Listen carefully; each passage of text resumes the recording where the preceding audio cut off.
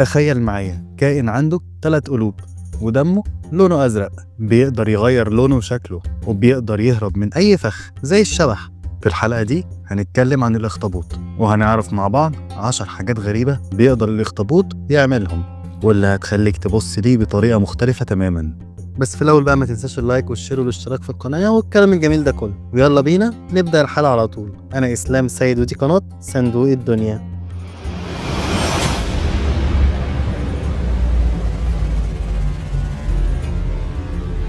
من الحاجات اللي لازم تكون عارفها ان في انواع من الاخطبوط بتقدر تغير شكلها، زي نوع اسمه ميميك اوكتوبوس او الاخطبوط المقلد. والاخطبوط دوت اتشاف لاول مره في اندونيسيا سنه 1998. الكائن ده عبقري في التمثيل، حرفيا بيقلد شكل التعبان البحري او سمكه الاسد او حتى السمك المفلطح اللي بتمشي في القاع، واحيانا بياخد شكل قنديل بحر او نجمه بحر، وده بيخليه يهرب من اي مفترس في ثواني. وكل مره بيقدر يغير لونه وشكل جسمه وطريقه حركته كمان، يعني ممكن تبص له وتحلف ان هو سمكه وتكتشف بعدها انك كنت بتبص على اخطبوط متنكر. ليه بقى ده مرعب؟ لان ده معناه ان البحر ما فيهوش حاجه شكلها حقيقي، وكل حاجه ممكن تكون خدعه بسبب اخطبوط بيقدر يغير شكله ل 19 شكل مختلف. وكمان الاخطبوط بيستخدم خيال في الصيد، يعني مثلا مش بيعتمد على القوه وبس او السرعه، ده بيستخدم الذكاء والتخطيط كمان. علماء الاحياء لاحظوا ان بعض انواع الاخطبوط بتستخدم سلوك معقد في الصيد، يعني كانهم بيستخدموا خداع بسيط. يعني مثلا لما يبقى في فريسه زي الجمبري مثلا، الاخطبوط يمد ذراع من ناحيه واحده ويلمسها كده لمسه بسيطه، الفريسه تفتكر ان التهديد جاي من الناحيه دي فتهرب في الاتجاه التاني، لكن في اللحظه دي بيكون الاخطبوط مجهز نفسه وهو نفسه واقف في الناحيه التانيه. ومن الحاجات الغريبة إن الأخطبوط بيقدر يستخدم أدوات من اللي بيستخدمها الإنسان. في دراسات حديثة وضحت إن في بعض أنواع من الأخطبوط بتقدر تستخدم الأدوات دي بذكاء جدا. في مشهد نادر اتصور تحت المية، أخطبوط اتشاف وهو بيجمع بين نصين من جوز الهند وبيستخدمهم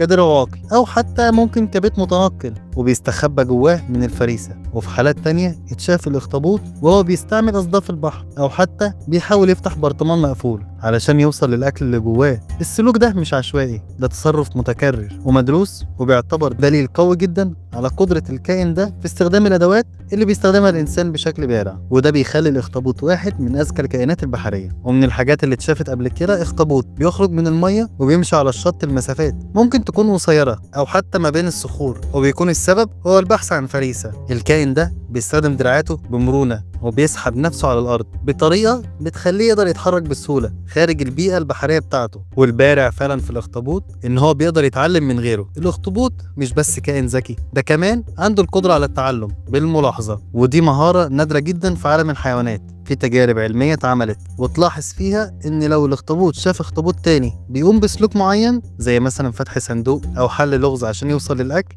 فهو يقدر يتعلم من السلوك ده ويكرره بشكل أسرع من غير ما يمر بتجربة المحاولة ومن غير أخطاء. والتجربة دي فعلا اتعملت سنة 1992 واتنشرت نتيجتها في المجلة، واللي وضحت إن في بعض أنواع من الأخطبوط عندها القدرة على نقل المعرفة بصريا، يعني تتعلم من مجرد المشاهدة من غير ما تتدرب. السلوك ده بيقرب ذكاء الأخطبوط من ذكاء بعض أنواع الطيور أو القرود، وبيثبت إن هو كائن اجتماعي أكثر مما احنا نتخيل. ومن الحاجات المرعبة إن الأخطبوط بيقدر يمر من أي حفرة. الاخطبوط عنده قدرة جسدية استثنائية، لأنه ببساطة ما عندوش هيكل عظمي، جسمه مرن بالكامل، والجزء الوحيد اللي صلب فيه هو منقاره اللي شبيه بمنقار البغبغان وموجود في مركز جسمه. وده معناه إن هو يقدر يمر من أي فتحة يكون قطرها أكبر شوية من حجم المنقار، حتى لو كانت صغيرة جدا بحجم صباع الإيد مثلا. في كتير من الأحواض المائية اتشاف مثلا حالات هروب لاخطبوطات من فتحات صرف صغيرة جدا، وكانوا بيوصلوا للمواسير أو حتى أحواض تانية من غير ما حد يلاحظ. والسلوك ده بيظهر قدرة مدهشة على المرونة الجسدية، بيخلي الاخطبوط خبير في الهروب والتخفي سواء من المفترسين أو حتى من البشر. الاخطبوط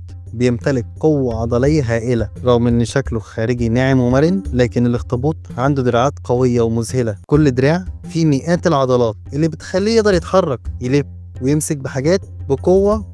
القوة دي مش جاية من الحجم وبس، لكن من تركيبة العضلات بتاعته، بتدي الاخطبوط تحكم عالي في كل حركة بيعملها. وده بيخليه من أخطر الكائنات في أعماق البحر رغم إن هو ما عندوش هيكل عظمي. والأغرب من كده إن الأخطبوط عنده أكتر من مخ، هو مش عنده مخ واحد زي أغلب الكائنات، ده بيمتلك جهاز عصبي معقد جدا بيضم تقريبا 9 مراكز تحكم موزعة في جسمه. في مخ موجود في الراس وده بيكون مسؤول عن كل حاجة تقريبا، أو القرارات الرئيسية بمعنى أصح. لكن المدهش إن كل دراع من دراعاته ال8 فيها شبكة عصبية مستقلة بتشتغل كأنها مخ لوحده. يعني الدراع الواحد تقدر تتحرك، تستكشف وتتفاعل مع البيئة بشكل مستقل تماما من غير ما تستنى أوامر من المخ. والسيء في الأخطبوط إن هو رغم إن هو كائن ذكي، لكن هو في بعض الأحيان بيتصرف بعنف اتجاه أفراد نفس النوع بتاعه. يعني مثلا في سلوك معروف ما بين بعض أنواع الأخطبوط، وخصوصا في البيئة اللي بيبقى فيها نقص في الموارد أو بيبقى فيه منافسة على الأكل اللي موجود قليل، ممكن الأخطبوط يهاجم أخطبوط تاني وياكله. والافتراس ده مش بيكون عشوائي لكنه بيكون جزء من غريزة البقاء. ونيجي هنا بقى لآخر معلومة، المرعب فعلا إن الأخطبوط